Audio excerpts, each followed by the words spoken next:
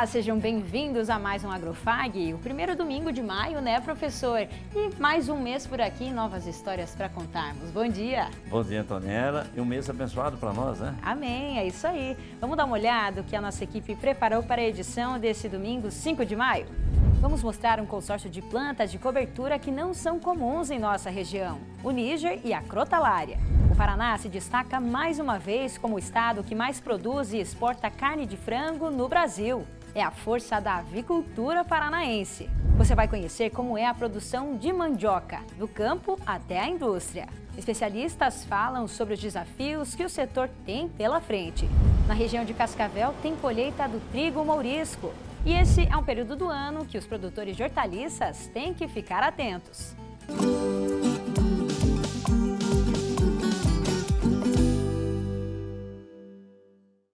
Começamos o programa comemorando um bom resultado para a avicultura paranaense. A Associação Brasileira de Proteína Animal, a BPA, publicou os resultados da produção de 2023.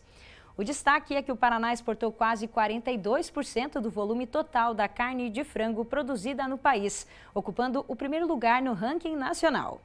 Os investimentos em genética, as melhorias no manejo da produção e a qualidade da nutrição animal são os pilares que tornaram o Paraná líder no setor.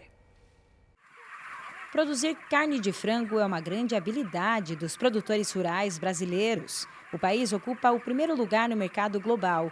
No ano passado, foram quase 15 milhões de toneladas de carne de frango no Brasil. E o Paraná respondeu por 39,4% desse volume, o equivalente a 5 milhões e 800 mil toneladas. No estado estão instalados cerca de 19 mil aviários. Aqui em São Salvador, distrito de Cascavel, a família Bacim tem tradição em produzir frangos. A granja tem capacidade para 200 mil aves a cada lote. O sistema é o de integração. O Álvaro relembra a evolução da atividade. Eu me lembro que quando comecei na avicultura, 37 anos atrás, para atingir 3 quilos o frango ia 58 dias, 60 dias. E ele consumia 2,3 kg de ração para dar 1 kg de carne. Hoje ele come 1,6 kg e dá 1 kg de carne. Então a eficiência das aves tem crescido muito nesse tempo todo, graças à evolução da genética, principalmente, a evolução das condições de criação, que também quando comecei na avicultura, se consumia energia com uma lâmpada. A única coisa que tinha que consumir energia. Era tudo manual, né? Hoje, quase tudo são atuadores, sistemas que não tem como não consumir muita energia para substituir aquela mão de obra, que na época que eu comecei também, precisava uma pessoa para 12 mil aves. Hoje uma pessoa cuida de 80, 100 mil aves. Né? Então a eficiência das granjas foi melhor e também a nutrição evoluiu. E os investimentos são constantes.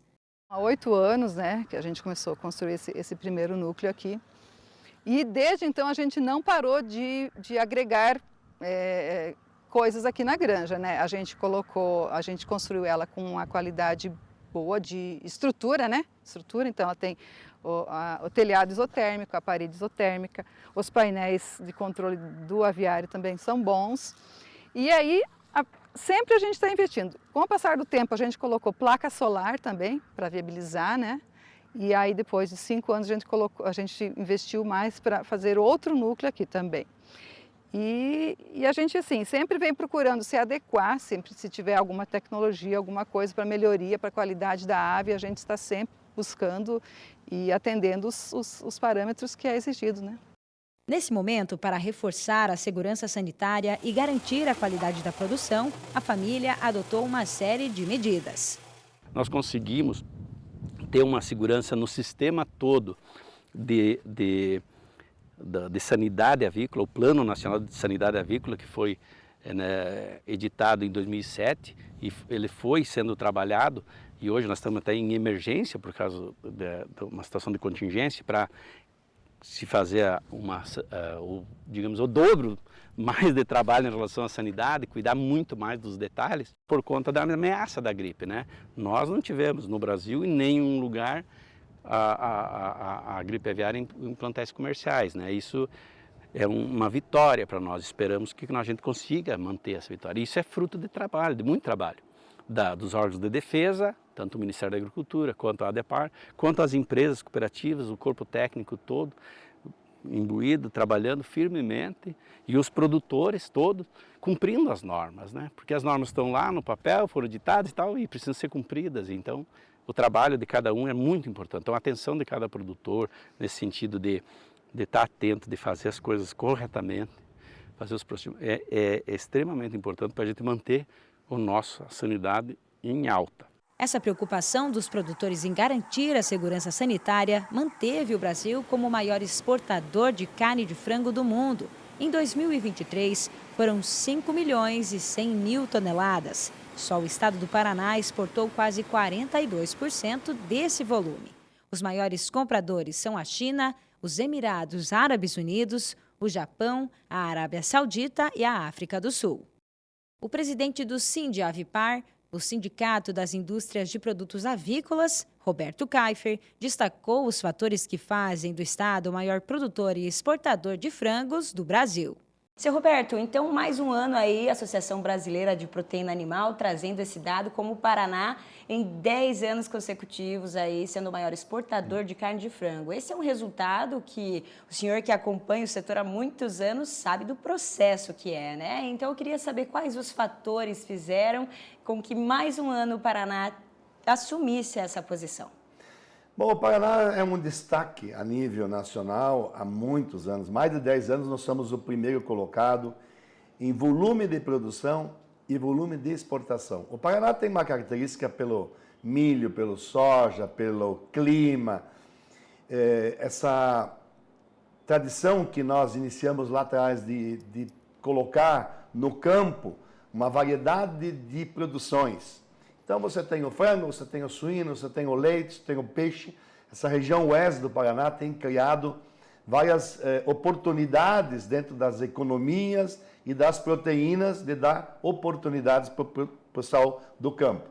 Então nós somos um destaque não só a nível de estado, o Brasil é destaque internacional, o maior exportador mundial, produto de qualidade, atendendo uma demanda para mais de 150 países. Você tem um status livre de influenza aviária. Isto para nós ainda é um tema, porque a gente sempre está preocupado com isso aí. Isso prejudica muito a economia quando você tem um fator desse tipo da influenza aviária. Então, o estado é fabuloso, continuamos a produzir bem. O que a gente não quer é ficar aumentando muito as produções, porque o Brasil e o Paraná aprendeu com números. Se nós temos um consumo per capita de 46, 47 quilos, se nós temos uma oportunidade de 400 e poucas mil toneladas de exportação por mês, então nós sabemos quanto devemos produzir. Então, no ano passado, tivemos um excesso de produção, foi ruim, péssimo o resultado econômico do frango, dos frigoríficos, quando então, a partir de setembro do ano passado, o pessoal adequou a produção, até agora vem vindo dessa forma, e está sendo um dos melhores anos, portanto, economicamente falando. Primeiro porque nós também recuperamos os preços internos e externos, por vários fatores. E também caímos o custo, por conta do milho e do soja, que também caiu bastante o custo para nós, na indústria. Então, são fatores otimistas, fatores que nos deixam mais tranquilos, porque nós temos muito investimento no nosso setor. O nosso setor investe muito emprego direto, né? O setor do Paraná são 95 mil empregos diretos. Indiretos, mais de 1,5 milhão.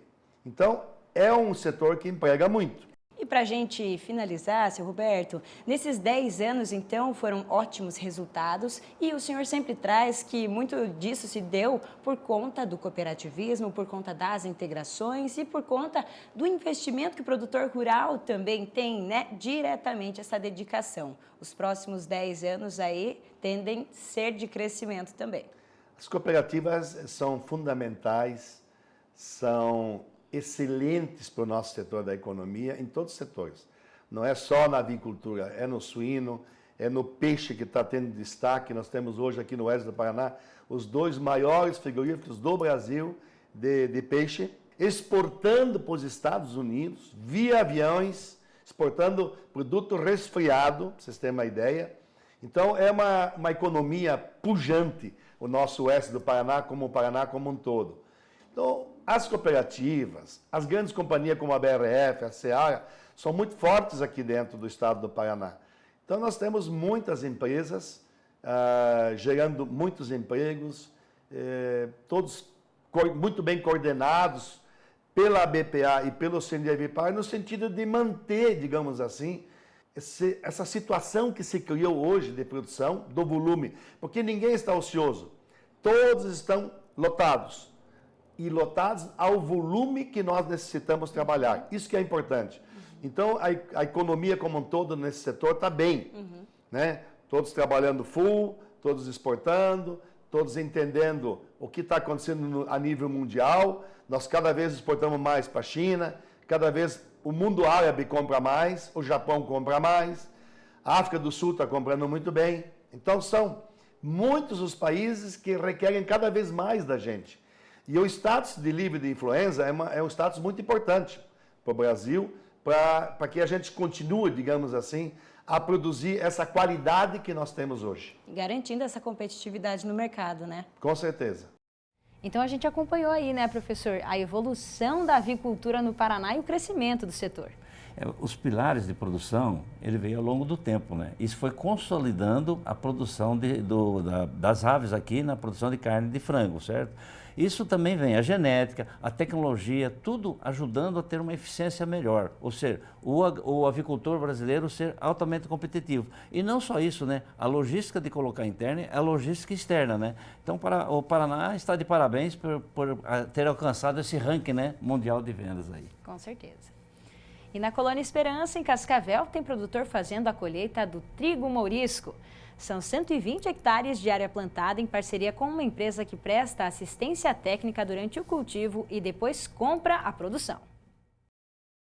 Seu Dirceu está há 8 anos trabalhando com a cultura do trigo mourisco, na Vila Esperança, em Cascavel. São 120 hectares que ele plantou no dia 28 de janeiro e hoje, completando o ciclo de 90 dias, começou a colheita. Para seu Dirceu, além de ajudar na renda, o plantio desse tipo de trigo é uma boa opção para promover a rotação de culturas e também como cobertura de solo. É uma opção a mais de renda e nesse espaço de tempo ali da colheita do soja até plantio de trigo, se não optar por milho ou feijão, é uma rotação de cultura e uma cobertura de solo também, né? O custo é baixo, né? O custo de produção é baixíssimo, né? Que não usa fertilizante, não usa defensivo de espécie nenhuma, né? Uma das vantagens dessa cultura é que ela não precisa de grandes manejos contra pragas ou doenças e, de acordo com o seu Dirceu, tem uma boa produtividade na região. Eu acho que está em torno de uns 1.500 a 1.800 quilos, né? Porque foi iniciada a colheita hoje, agora, né? Não sei como que vai até o final, né? Mas aí está em torno disso aí, o talhão que foi colhido, né? O cultivo do trigo mourisco é uma parceria que o agricultor fez com uma empresa de Ponta Grossa. Ela fornece as sementes e assistência técnica. E o produtor faz a semeadura e a colheita. Sobre o mercado do trigo mourisco, a própria empresa que fornece as sementes também fica responsável pela armazenagem e venda do produto para o exterior. A parceria é o seguinte, a empresa fornece a semente, aí colhe e devolve, 2 por 1. Ele vai 200 kg por alqueire, no caso 80 kg por hectare, né? E daí devolve 2 por 1. No caso, 400 kg por alqueire, ou 160 por hectare, né? E aí o restante da produção, eles têm um valor fixo aí, né? Que nem o ano passado, eles estavam pagando 1,50 o quilo. Esse ano baixou para 1,20, né? Mas assim mesmo ainda, essa produção aí, ele sobra um pouco, né? Interessante acompanhar aí a colheita do trigo mourisco lá na propriedade do seu Dirceu. É interessante, né? Porque o trigo mourisco ele tem uma qualidade de produzir, ele não tem glúten, né? Então você pode produzir produtos para as pessoas que são intolerantes ao glúten, né? E também é uma cultura diferente, de ciclo rápido, então permite fazer a terceira safra, né? E é um produto que tem uma boa destinação à exportação. O importante é você fazer essa compra da semente já casada com a venda, para não ficar na mão depois, né? Para garantir, né? Para garantir. É isso aí. Produtores de hortaliças têm que ficar atentos nessa época do ano. O frio que se aproxima e o calor fora de época são as maiores preocupações. Confira.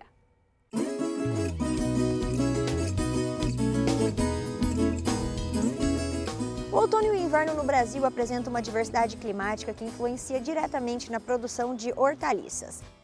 As baixas temperaturas e o volume moderado de chuvas oferecem condições ideais para o cultivo de olerícolas como alface, couve, brócolis, cenoura e beterraba.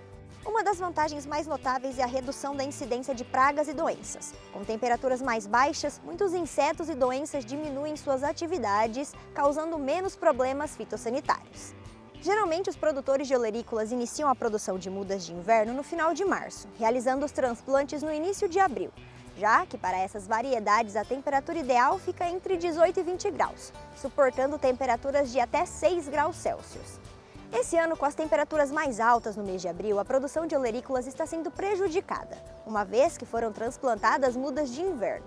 Mas, com as altas temperaturas, o crescimento das hortaliças fica limitado ou desigual, e isso pode resultar em plantas pequenas, com baixo rendimento e qualidade inferior. Esse fator também pode levar à floração precoce em resposta ao calor. Como consequência, os resultados são plantas amargas ou fibrosas, menos desejáveis para o consumo, além de favorecer o desenvolvimento de doenças e aumentar a atividade de pragas. Mesmo diante dos desafios impostos pelas condições climáticas, os agricultores continuam em busca de soluções criativas e tecnológicas para garantir a qualidade e o suprimento das hortaliças. Eles seguem investindo em variedades com maior tolerância ao calor, estufas e técnicas de cultivo adaptadas ao clima e garantem mais água para que não fiquem murchas, com crescimento desuniforme e uma produção reduzida. Não deixem de nos acompanhar no @agrofag e conferir os destaques diários por lá. Nos vemos na próxima semana e até mais. Valeu, Isa. Até a próxima. E se você tem fotos e vídeos da sua produção, conhece alguém que queira compartilhar informações e novidades aí da sua região ou sugerir assuntos que podemos tratar aqui no programa, entre em contato com a nossa equipe por meio do nosso WhatsApp que está aqui na tela. Olha só, 4533213970. Estamos em todas as redes sociais, Instagram, TikTok, no YouTube e também no Facebook. Participe conosco. E agora, acompanhe os preços dos grãos no mercado agrícola. O valor da saca da soja em Cascavel, R$ 114,00. A saca do milho, R$ 48,00 e a saca do trigo, R$ 70,00. Depois do intervalo, vamos falar sobre a produção de mandioca. Esse que é um dos alimentos mais populares do Brasil. No estúdio, especialistas avaliam os principais desafios que o setor enfrenta. E ainda nessa edição, tem um consórcio diferente com plantas de cobertura.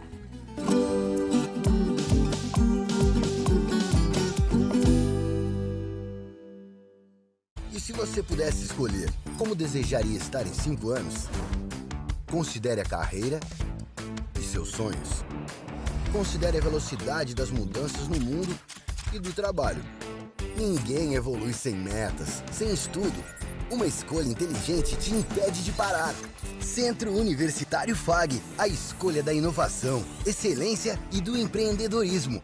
Inscrições pelo site fag.edu.br/vestibular. Conectados ao mundo. Somos todos. Somos um só. Somos muito mais. Global Connection.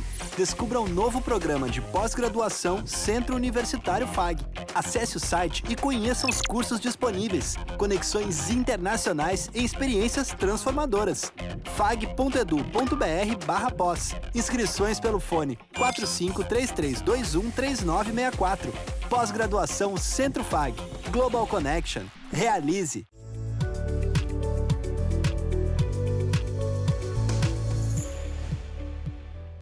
Colégio FAG Bilíngue. Somos uma escola sedimentada em valores familiares, focada na excelência da qualidade no ensino. Surpreenda-se com nossa estrutura padrão internacional. 120 laboratórios de ensino de última geração, hortas, fazenda, trilha ecológica, 8 parques externos e 2 internos, centro multiesportivo, auditórios e muito mais. Agende sua visita. Estamos prontos para receber você e sua família. Colégio FAG Bilíngue. A universidade começa aqui.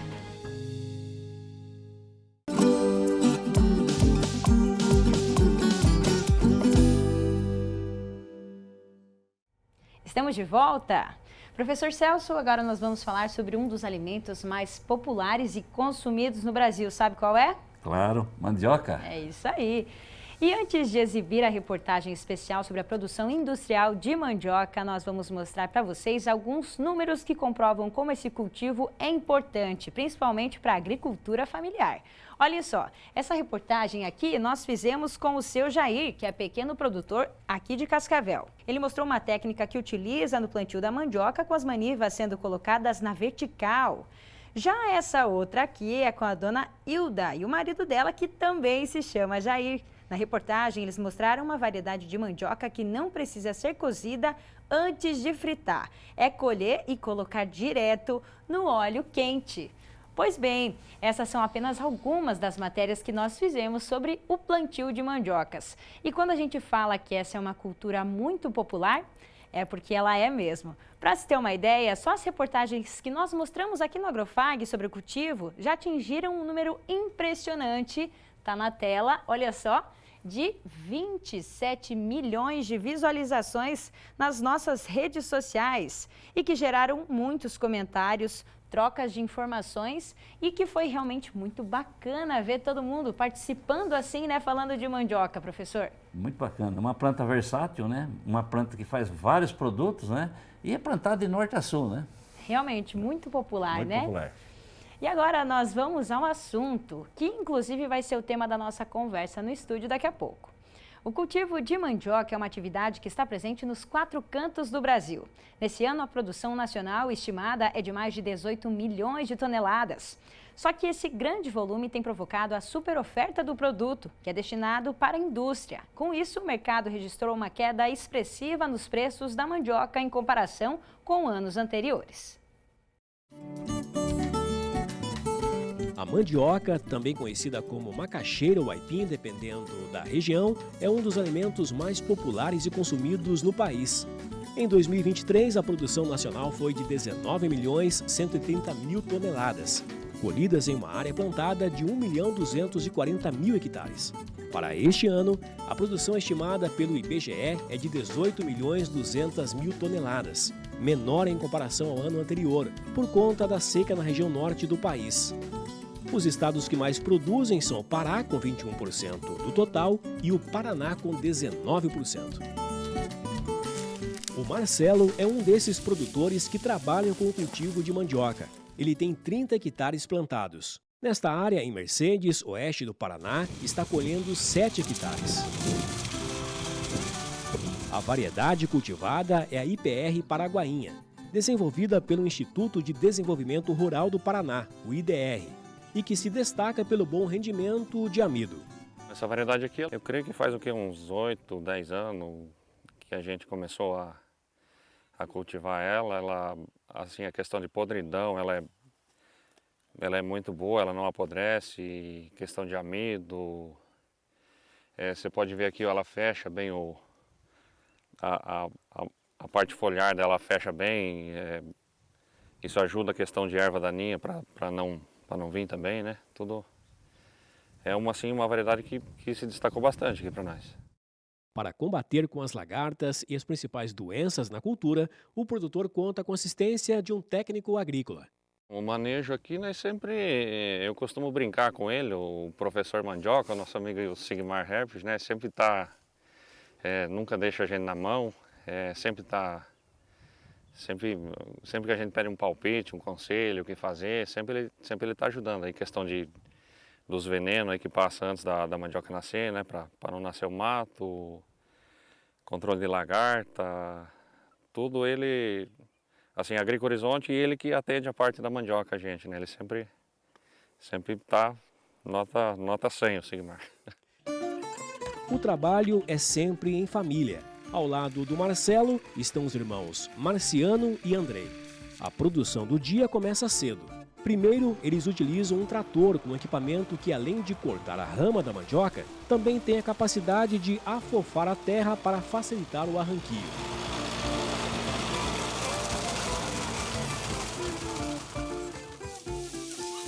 Em seguida, as raízes são arrancadas de forma manual e organizadas em fileiras. Um trabalho realizado por uma equipe de 11 pessoas. E para finalizar o processo, as mandiocas são carregadas no caminhão.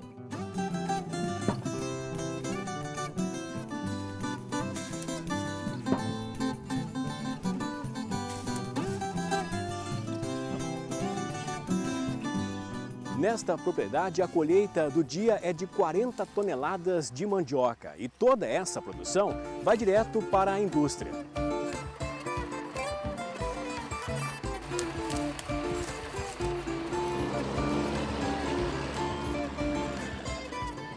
Localizada em Marechal Cândido Rondon, a indústria está na atividade desde 1982 com foco em fécula de mandioca e amidos modificados. A produção é de 100 toneladas por dia. Assim que o caminhão chega na indústria, ele aguarda na fila antes de ir para a pesagem e descarga na plataforma. O processo aqui, ele consiste em receber a mandioca que é colhida no campo o mais rápido possível. O ideal é que a mandioca seja afofada, arrancada e descarregada aqui na planta e processada em no máximo 2, 3 dias, porque aí a gente começa a ter desenvolvimento de micro-organismos, atividade enzimática dentro da raiz que gera alguns problemas. Então o nosso foco é trabalhar com o máximo de agilidade possível entre o arranque da mandioca e o processamento dentro da fábrica. Aqui acontece uma pré-limpeza das raízes para eliminar parte da terra. Na sequência, algumas amostras são coletadas e pesadas fora e dentro da água para conferir a porcentagem de amido na raiz. Caso o resultado fique dentro dos 25% de amido, é pago o valor de mercado. Caso seja abaixo, o valor será descontado de acordo com a tabela da indústria. As mandiocas seguem por uma rampa e são armazenadas sempre de acordo com o descarregamento.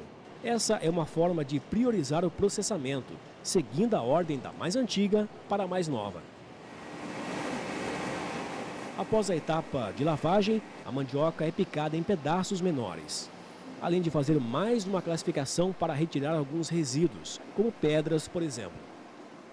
Esse equipamento aqui é a nossa cevadeira.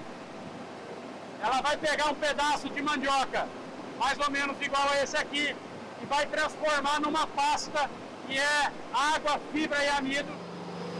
Essa massa de mandioca é separada e sai o chamado leite de amido. Depois de passar por todos esses processos aqui na indústria, o amido já está limpo e pronto para secar como fécula de mandioca ou enviar como leite de amido para outras finalidades. E daí nós vamos decidir o que nós vamos fazer. Ou, nesse ponto, nós secamos o produto como fécula de mandioca, ou nós enviamos esse leite de amido limpo para os nossos reatores, onde nós vamos fazer reações químicas diferentes para dar finalidades diferentes ao amido. Então nós temos finalidades aí como produção de iogurte, produção de molho de tomate, maionese, ketchup, requeijão. Todas essas aplicações demandam de reações químicas diferentes. E aí a gente faz então essas reações direcionando então o amido para uma aplicação específica. E nós temos também amidos para papel, para deixar o papel mais resistente ao rasgo, mais resistente à dobradura. Nós temos amidos para papel de imprimir, então a gente faz um acabamento superficial no papel. A produção de amidos no Brasil em 2023 foi de aproximadamente 670 mil toneladas. O principal produtor brasileiro é o estado do Paraná, que representou 76% do total, seguido pelo Mato Grosso do Sul e São Paulo.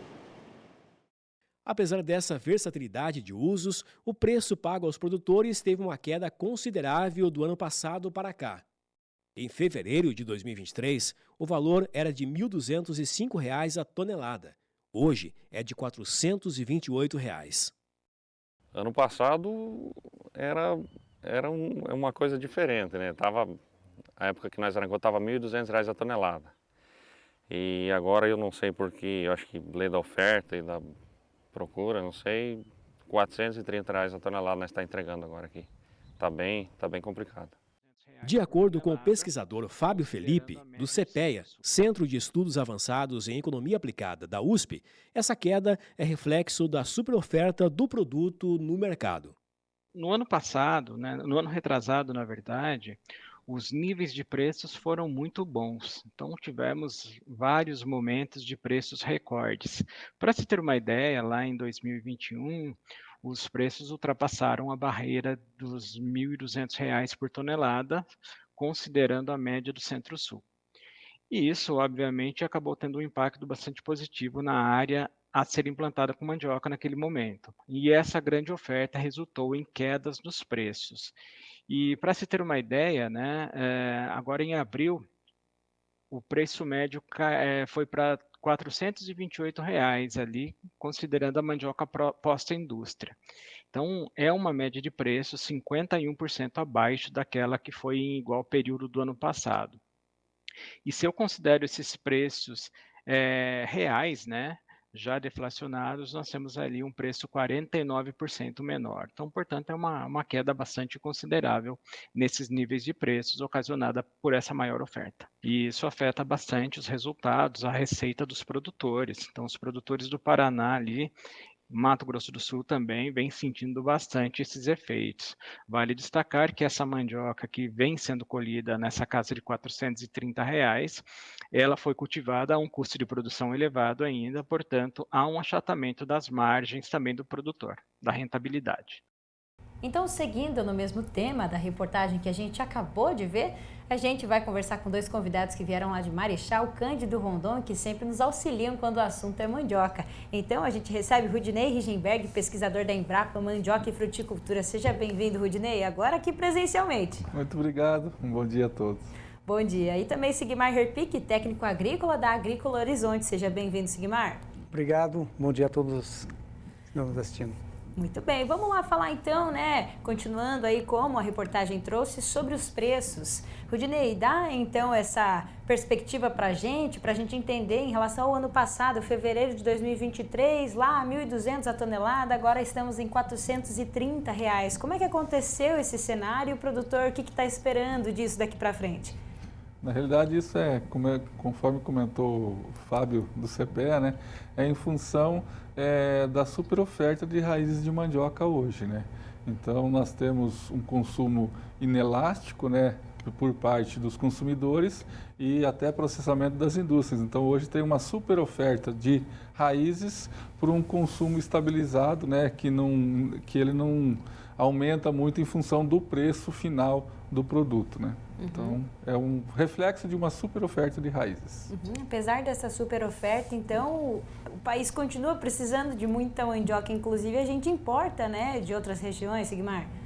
O Paraná, principalmente a região oeste do Paraná, nós não temos a produção suficiente para atender as 7 indústrias que estão instaladas em nossa região. Faz com que nós nos obrigamos a buscar em algumas outras regiões do Paraná, então, basicamente é na micro-região de Umuarama, E no sul do Mato Grosso do Sul também se busca muita mandioca para as indústrias dessa região do oeste do Paraná. Sigmar, Rudinei, hoje está a estabilização da mandioca do agricultor. Eu diria assim, se você tivesse um avanço na consultoria, daria uma consolidação maior da cultura? Como está faltando agrônomo no campo para fazer a coisa funcionar mais ou menos assim. Pode ser. Eu acredito que a tecnificação da cultura ela evoluiu muito, eu até muitas vezes eu questiono os dados oficiais no sentido não da área de plantio, mas no sentido da produtividade.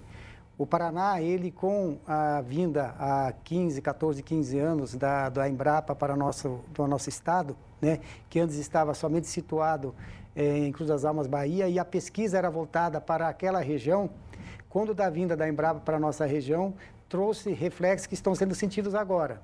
O professor Celso sabe muito bem que o melhoramento genético ele demora para acontecer.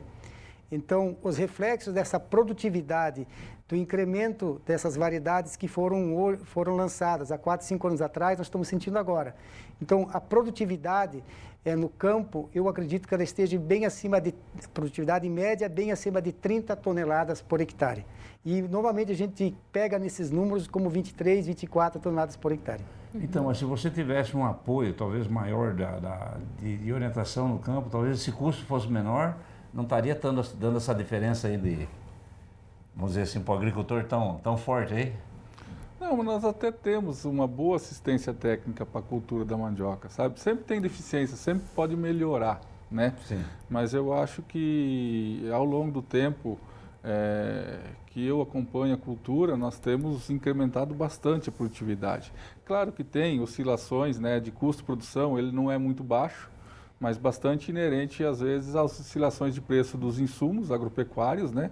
E também da mão de obra, que é bastante onerosa e a gente viu que no vídeo praticamente toda a produção até chegar na indústria, ela é praticamente toda manual. Nós estamos evoluindo hoje para algumas atividades dentro desta produção mecanizadas, né? Mas ainda tem bastante coisa para evoluir nesse sentido. Você aqui nos bastidores você me contou uma coisa importante, que existe um ciclo aí, né? Você vai, de repente ele dá uma queda. Então nós estamos nessa queda de preço desse ciclo? Isso. Não sabemos ainda se estamos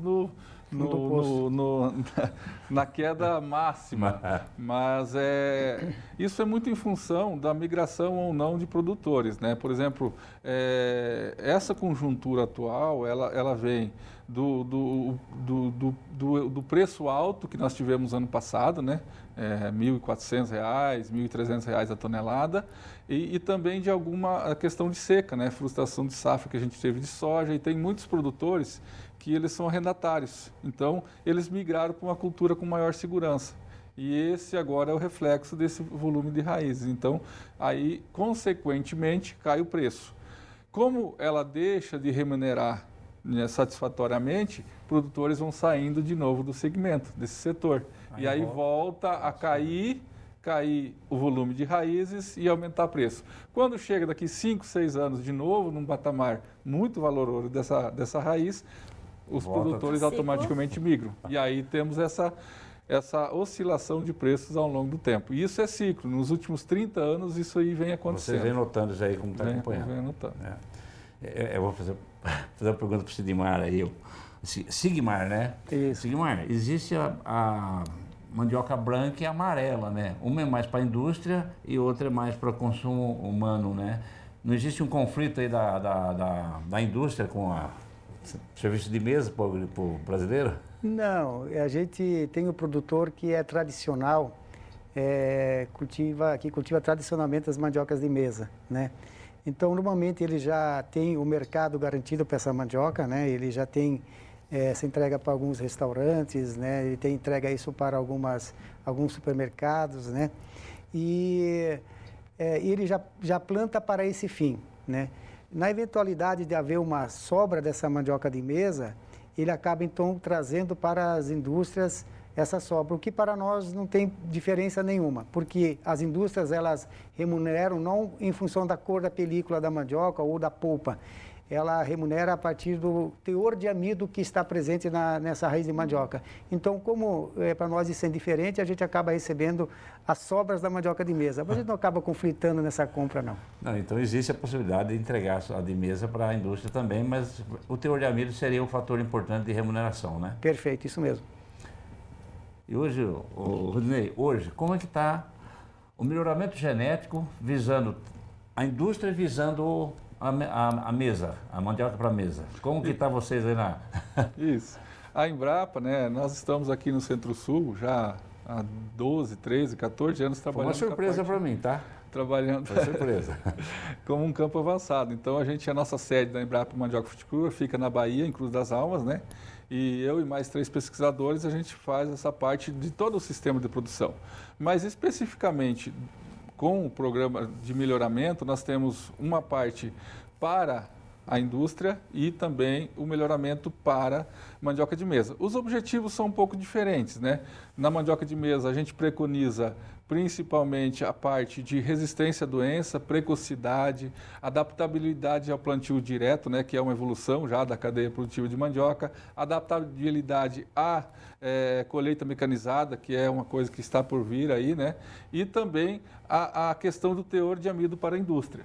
Já principalmente esses fatores, né? Já para a mandioca de mesa, a gente trabalha com as raízes voltadas, com incremento de beta-caroteno, né? Que são as raízes amarelas, então nós temos vitamina A já nessa mandioca, uma palatabilidade boa, com fibras curtas, que a gente pode fazer coxinhas, salgados e até para cozinhar, né? Então, assim, os objetivos são diferentes, também com resistência à doença, também, né, para não ter resistência, quando eu falo isso, resistência genética, né? Sim. Então, automaticamente, a cultivar já vem embarcada com essas funcionalidades, digamos assim. E você melhorando isso, você torna o custo mais barato para o produtor, né? Então tem um retorno maior, né? Quer dizer, a evolução do melhoramento genético está aí, né? Isso. Sigmar, qual que é o tamanho ideal, José?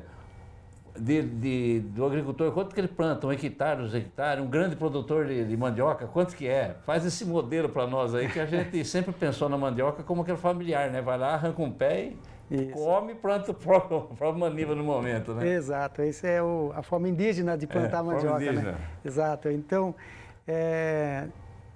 houve uma evolução muito grande, né?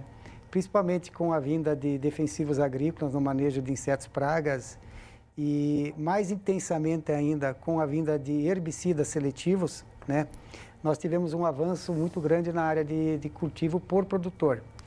Há 30 anos atrás, quando eu iniciei a atividade de assistência técnica com a cultura da mandioca, a minha unidade média produtiva de produtor era 2, 3 hectares. Hoje passa de 50 hectares. Eu tenho vários produtores hoje que cultivam 10 hectares, 5 hectares, que é uma realidade aí de Marechal Cândido Rondão, Santa Helena, Guaíra, né?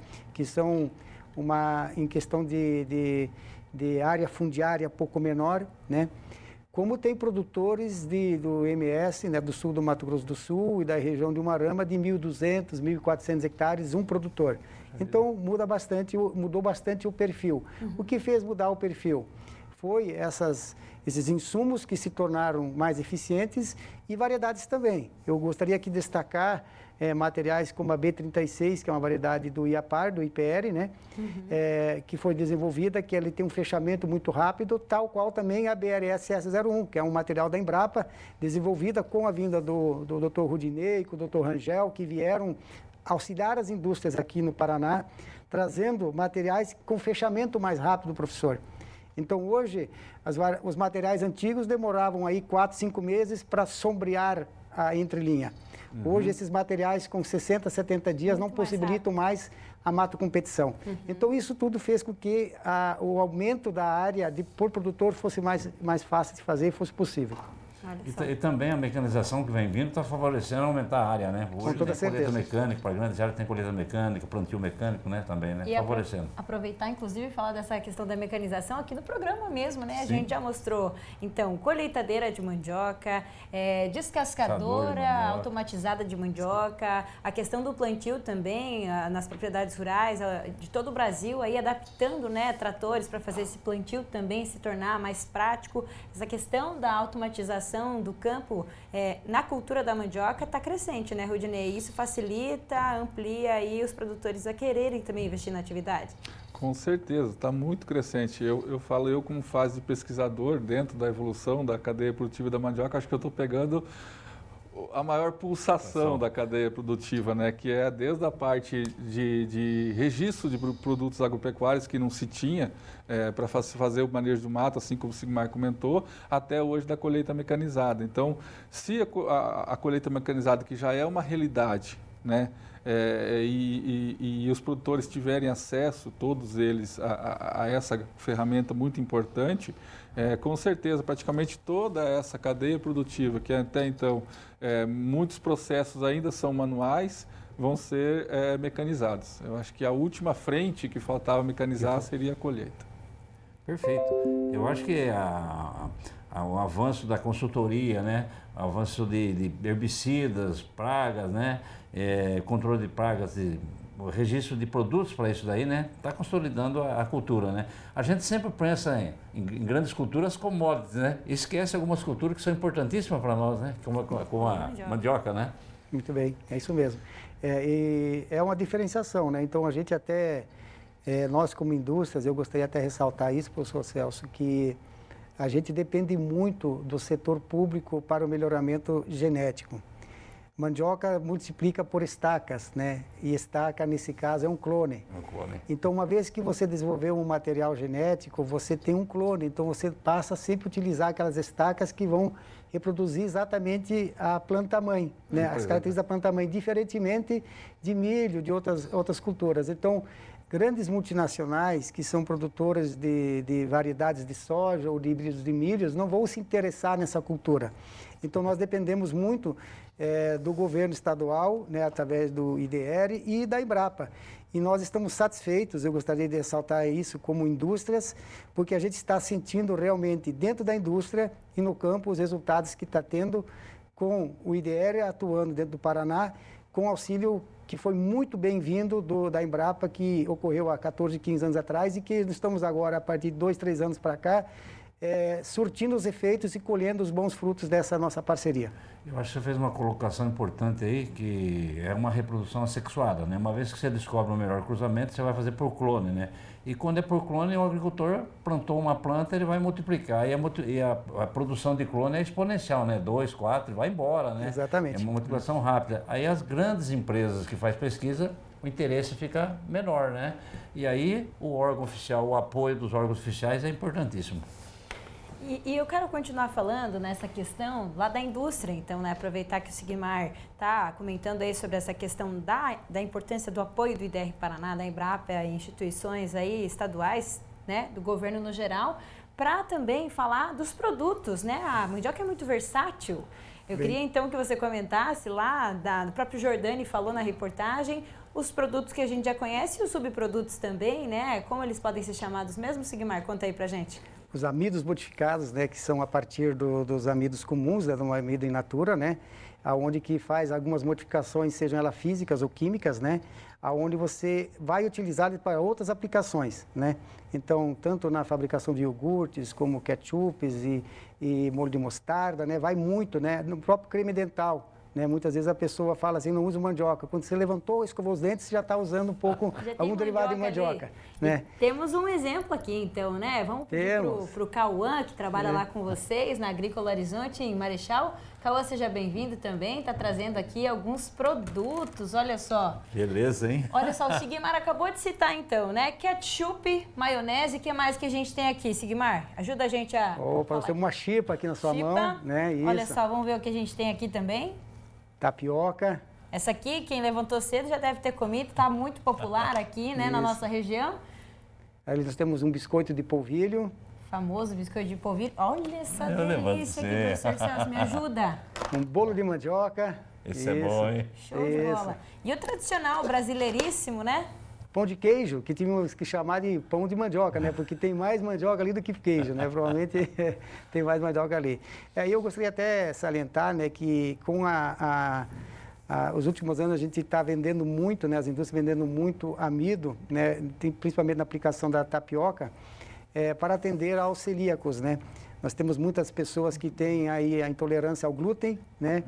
E a gente até fala muitas vezes que com o avançar da idade, parece que todos nós passamos um pouco intolerantes ao glúten, né? É uma proteína mais difícil de digestão. E para quem já experimentou de manhã cedo substituir o pão, né, o pão tradicional por uma tapioca, vai se sentir melhor, é de mais fácil digestibilidade, né? Então, tem um mercado muito bom que a gente vem avançando todo ano, o aumento do consumo nesse quesito de produtos sem o glúten. Uma opção alternativa aí muito bacana, né? Olha só que legal. Então, Muito todos bom. esses produtos aqui que vocês trouxeram para mostrar um pouquinho, né, dessa utilização da mandioca na composição desses produtos é muito legal. Eu vou te contar que depois a gente vai apreciar ali nos nossos bastidores Isso aqui. é um aroma aqui sensacional. Não, tá demais, tá demais. Sigmar, Rudinei, obrigada pela participação de vocês aqui com a gente. Todo o apoio que vocês dão aí na pesquisa sobre mandioca, a gente fica muito feliz, né, professor? Como não? Muito bem, até uma próxima então, Sigmar. Obrigado pelo espaço, né, dedicado à nossa cultura. A gente tem muito a agradecer a vocês, né, e nos colocar à disposição para quando for necessário. Muito bem, Rudinei, seguimos então aí juntos, né? Muito obrigado. Obrigado pelo convite, também a Embrapa. A gente está à disposição aí no que puder colaborar. Show de bola. E agora vamos ver como fica a previsão do tempo para os próximos dias.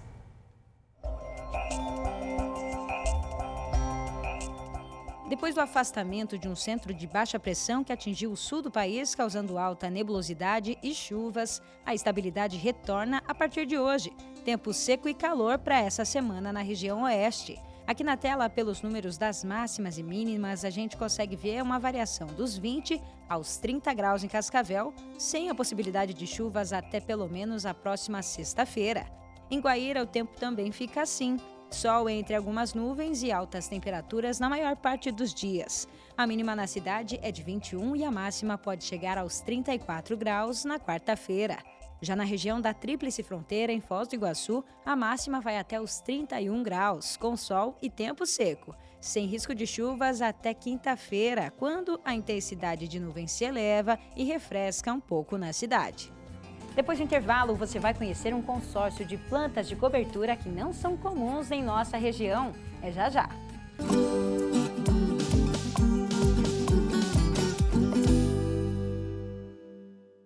Colégio FAG Bilíngue. Somos uma escola sedimentada em valores familiares, focada na excelência da qualidade no ensino. Surpreenda-se com nossa estrutura padrão internacional. 120 laboratórios de ensino de última geração, hortas, fazenda, trilha ecológica, 8 parques externos e 2 internos, centro multiesportivo, auditórios e muito mais. Agende sua visita. Estamos prontos para receber você e sua família. Colégio FAG Bilíngue. A universidade começa aqui.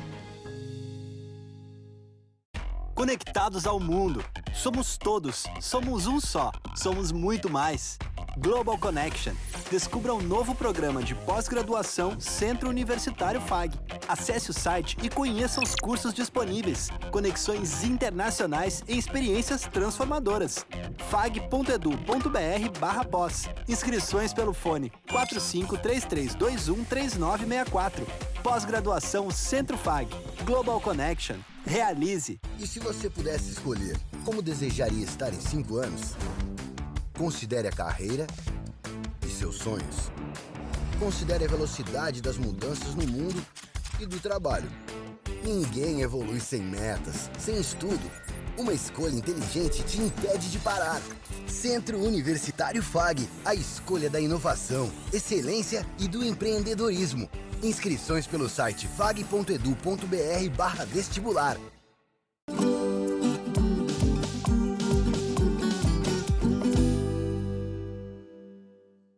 O produtor rural Cleandro Rossetti tem uma propriedade na cidade de San Alberto, no Paraguai, a 90 quilômetros de Foz do Iguaçu.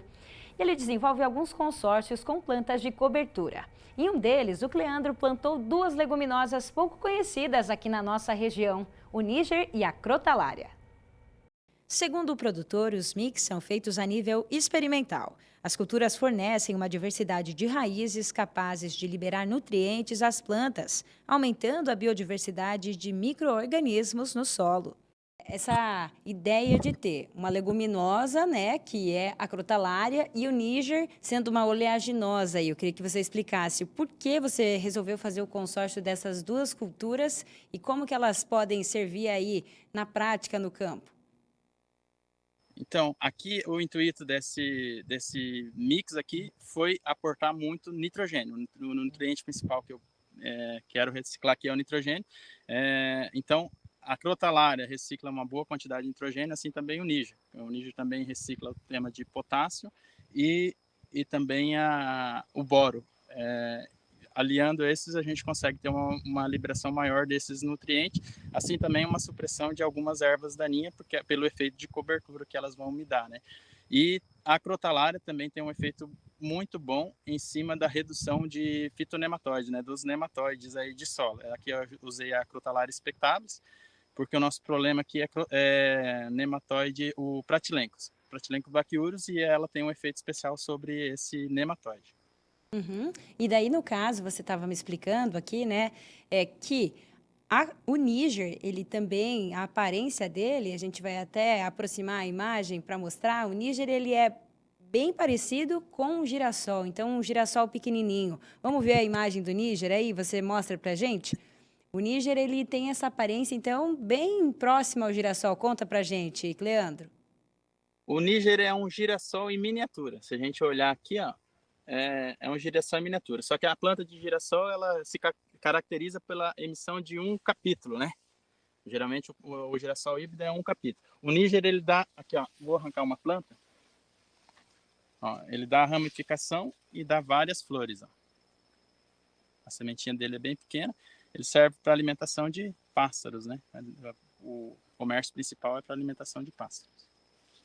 E nesse caso, então, o Níger sendo utilizado para alimentação de pássaros, mas a crotalária, ela não pode ser utilizada para alimentação animal, nem as folhas, nem o talo, né? Não pode ser utilizada. Como é que você vai fazer na hora da colheita? Vai ter separação?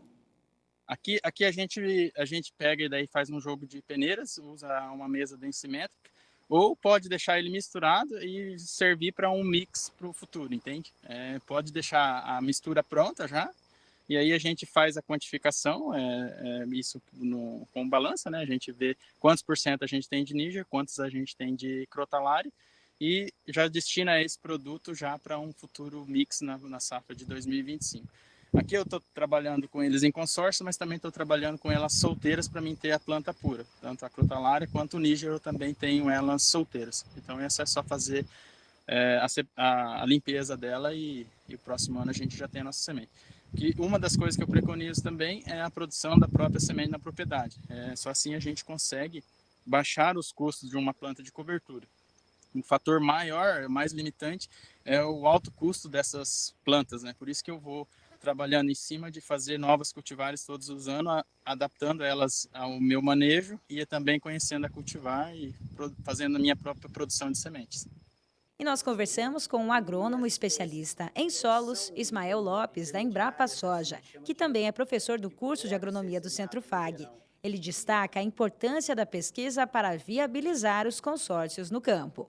É bom a gente deixar claro aqui, Antoniela, o seguinte: esse sistema que ele está implantando pode ser interessante até a nível de Paraná, né? Mas em que região do Paraná, em que época do Paraná, qual que é a necessidade? Porque, veja bem, às vezes, dependendo da área, só um exemplo, né?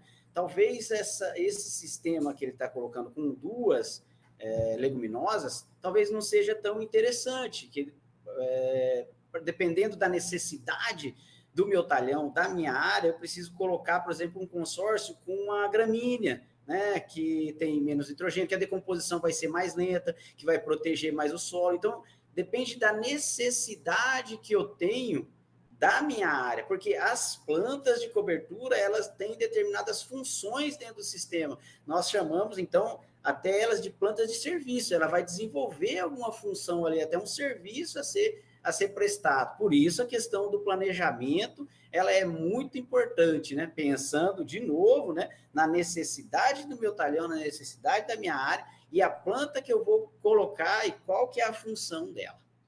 Está na hora do agromercado, veja os preços das carnes.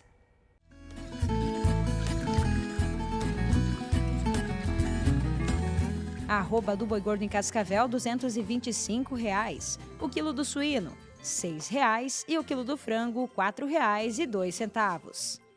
E agora chegou aquele momento que a gente traz algumas indicações para vocês aqui que querem se especializar, conhecer mais sobre alguns dos eventos que acontecem aqui na região oeste do Paraná. Vamos começar falando então desse curso realizado pela AREAC, Associação Regional dos Engenheiros Agrônomos de Cascavel, em parceria com o Sindicato Rural e o Senar, produtor de bovino de leite, conservação de forragens. Vai acontecer nos dias 13, 14 e 15, das 8 horas da manhã até as 5 horas da tarde. Então, maiores de 18 anos para participar desse curso, então. Tem algum também relacionado a, vamos ver aí, boas práticas na manipulação de alimentos, curso do Senar também, junto com o Sindicato Rural. Então, será realizado lá na sede do sindicato no dia 17, das 8 horas da manhã às 5 da tarde também. E a gente tem também essa indicação, já trouxemos na semana passada, né, professor? Que vai acontecer, então, a partir de amanhã e na terça-feira, né? 8 horas da manhã até as 5h30, lá na sede do Sindicato Rural, um curso de Sistema de Cultivo para Piscicultura. Temos também aí a indicação do curso Queijos Artesanais do Brasil, realizado pela Confederação Nacional da Agricultura, junto com o Senar, para saber mais aí sobre essa produção de queijos, né? Dia 16 de maio, a partir das 8 horas da manhã, um curso online realizado aí pelo Senar.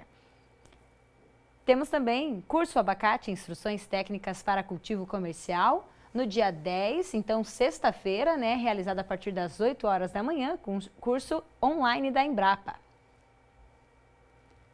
E aí, dia de campo de feijão, que vai ser realizado nessa quinta-feira, dia 9, a partir da 1h30 da tarde, lá na sede, né, do Polo de Pesquisa do IDR Paraná, em Santa Teresa do Oeste, que fica na 163, quilômetro 188. Tem QR Code na tela, a sua inscrição também pode ser feita por meio desse link.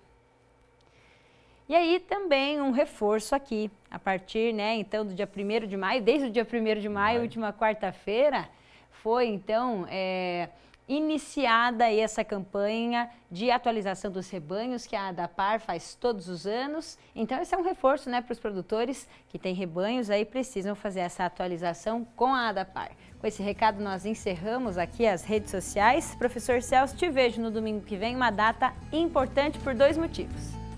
Dia das Mães e nosso aniversário. Para quem não sabe, a gente faz aniversário juntos, né? 12 de maio e Dia das Mães também. Isso aí. Pessoal, até domingo que vem a gente se vê lá. Até domingo que vem, pessoal. Tchau.